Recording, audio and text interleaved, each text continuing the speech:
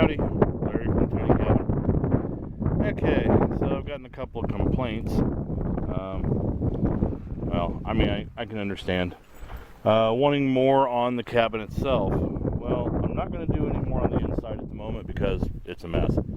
I'll be packing up to leave here before too long, which sucks because it's going to be 70 the next few days, and it's like freezing and snowing in Indiana. So I don't want to go back, but I have to. But anyway, before I leave, I'll get the place all cleaned up, and once I get stuff packed into the Suburban, that'll make more room in there so it doesn't look as cluttered. So it's windy today, as you can probably tell.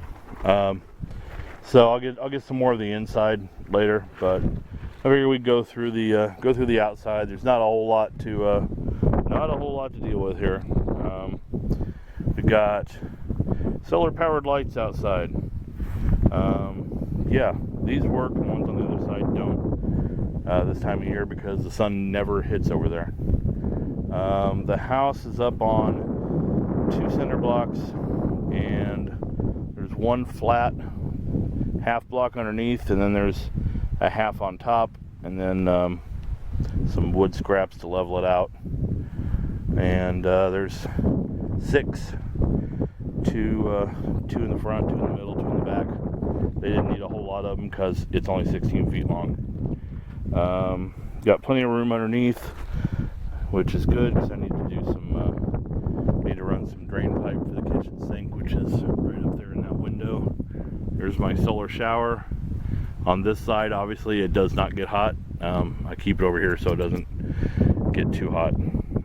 I have had these get so hot that they just kind of start drooping and sagging before. So, outdoor composting toilet. I will not be showing you the inside of that because, well, that's just wrong.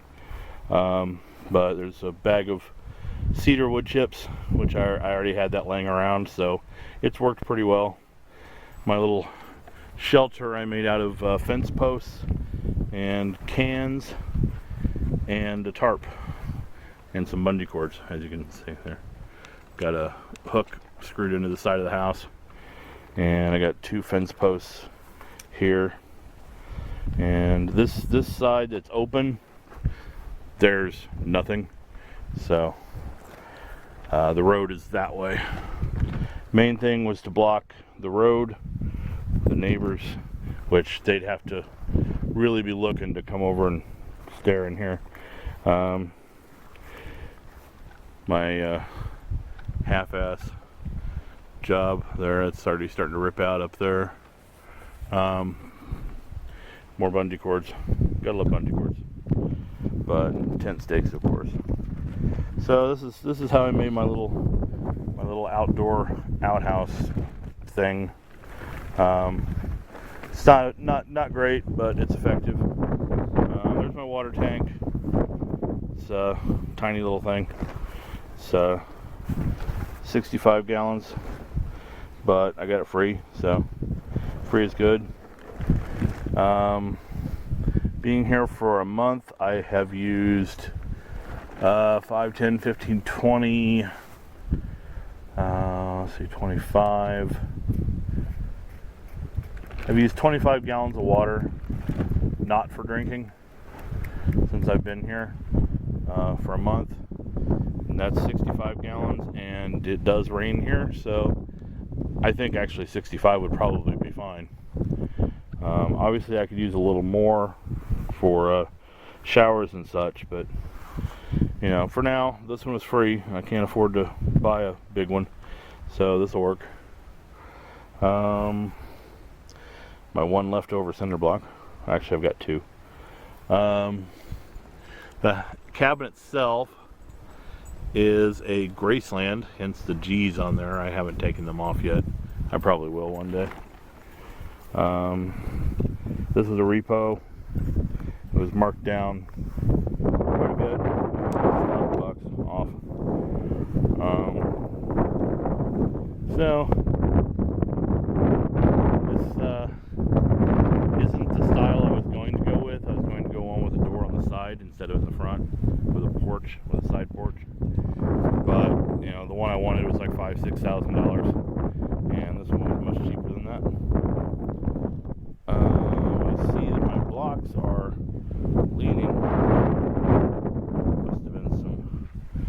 unlevelness there, or it's soaking. It's sinking in from all the rain. My ladder, concrete block. That little slab there. I was going to get a couple more of those and put my generator out here somewhere. Don't know where exactly. Like it's somewhat far away from the house, so maybe back that way. I don't know. But there's where it goes in. There's where the solar panel goes in. There's the generator. I got this on Amazon during their big anniversary sale. It was a substantial amount of money off.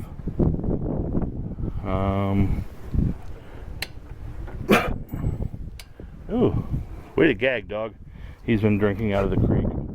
It always makes him a little gaggy. Trash. There's my one solar panel, which will hopefully someday be 4. There's the solar panel for my porch lights. The mini mason jar things, which are actually baby food jars. Made in China, of course. But they were on clearance at TSC for like $10 or something like that. And they actually light up the porch really, really well. Got Christmas lights around the door right now. And another G. And then the top piece up there, the ridge, which this thing has a ridge there. Doesn't have ridge it's going to soften under there. Zoom in on it.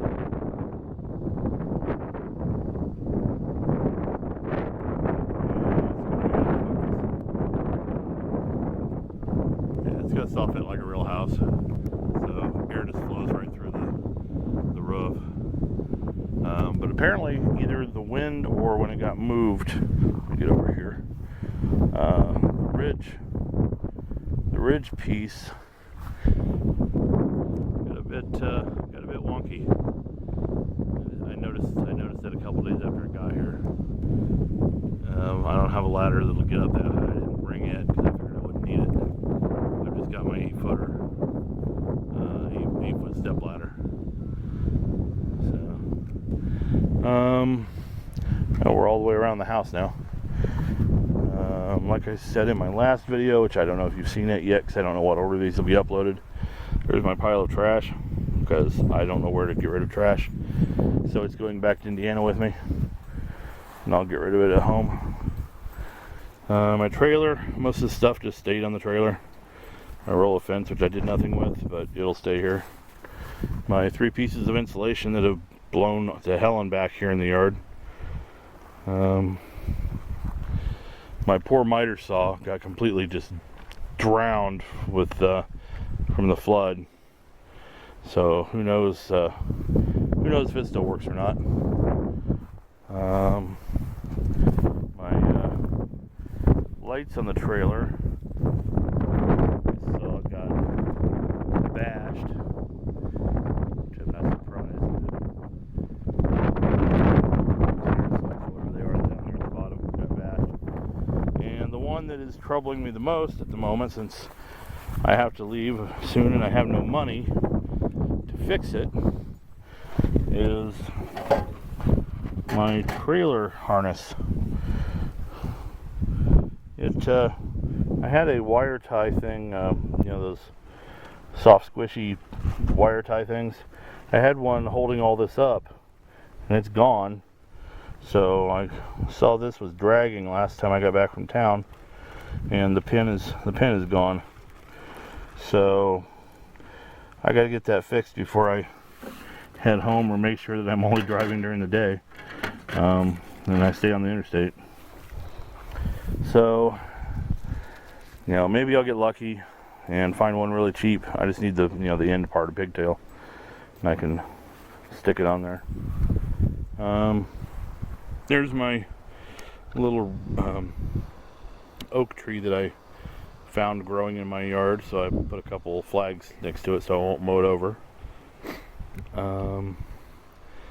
Just went on a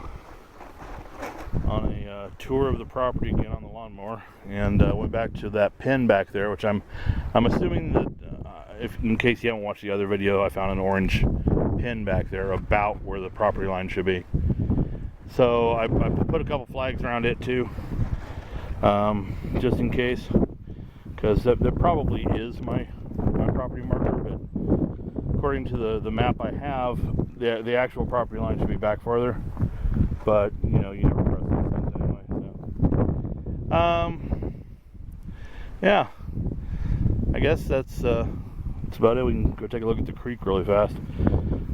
Again, don't know what order this is going to be in, but I've made a bunch of videos of the creek when it was flooded and stuff like that. So you may have seen them, you may not. Who knows? But they're not flooded at the moment. It's still higher than normal, but not too bad. And of course, the dog just walks right in it because he knows we're about to go in the house and he wants to get water everywhere. So here's get over here without breaking my ankle. Here's the creek. Not flowing very much at the moment. It's kind of just sitting there. It was still flowing yesterday, but it's apparently been warm enough and dried up enough up in the mountains that it's not flowing anymore. Somebody coming down the road here, and two somebody's.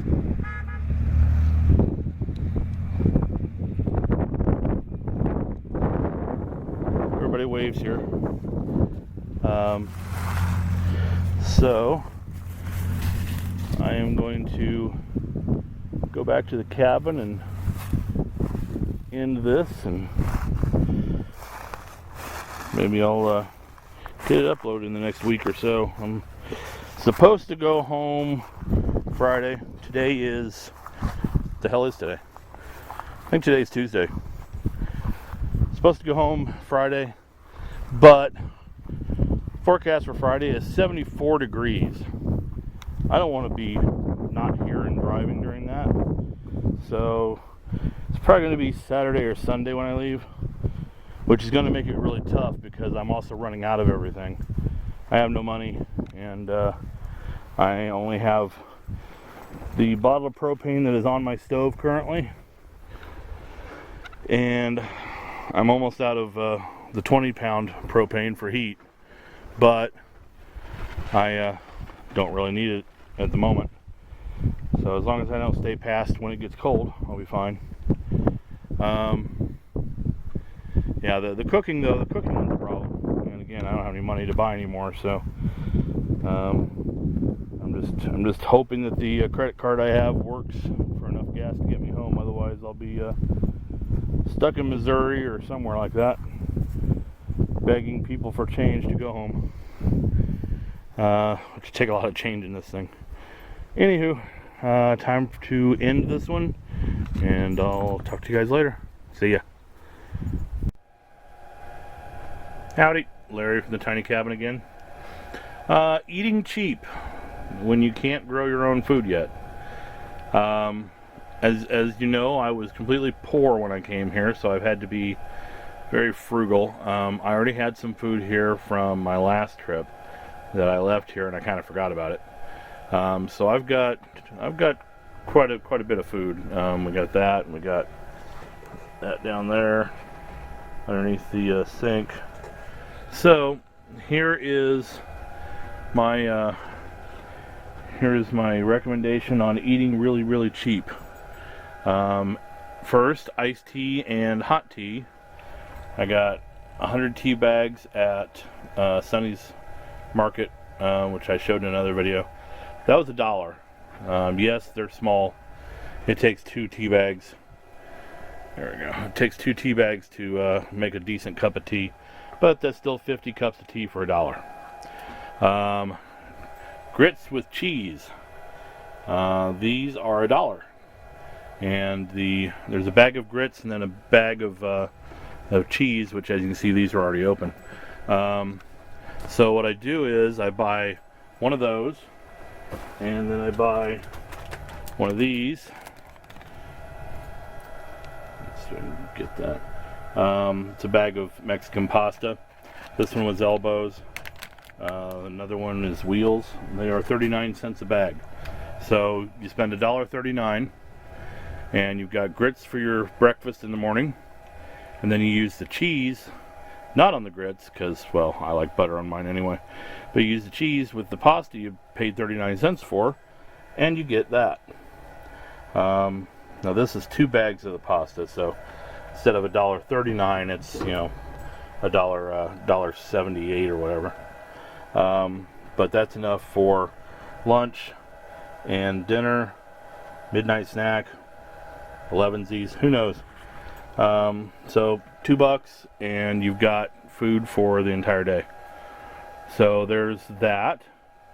What else have I got over here? Of course I've got the good old ramen. Gotta have ramen. Ramen makes the world go round. I got these jars of salsa in Michigan and brought them with me. Yeah, I can't open them. I need one of those pairs of pliers or whatever for opening things that have been canned, because I can't do it. My slip joint or pliers are not big enough. I've got quinoa, lots of quinoa, and got oatmeal, got beans and lentils. I've got my emergency stores of food that are good until like 2026 or some crap. And I've got sliced potatoes and chicken and rice soup and stuff. But yeah, the mainstay for being poor right there: grits and cheese and pasta. Then I've got refried beans, and I've got corn tortillas up here. So that's always good too when you're poor. And that is about it. So I'm going to end this video on gourmet cabin dining. See you later.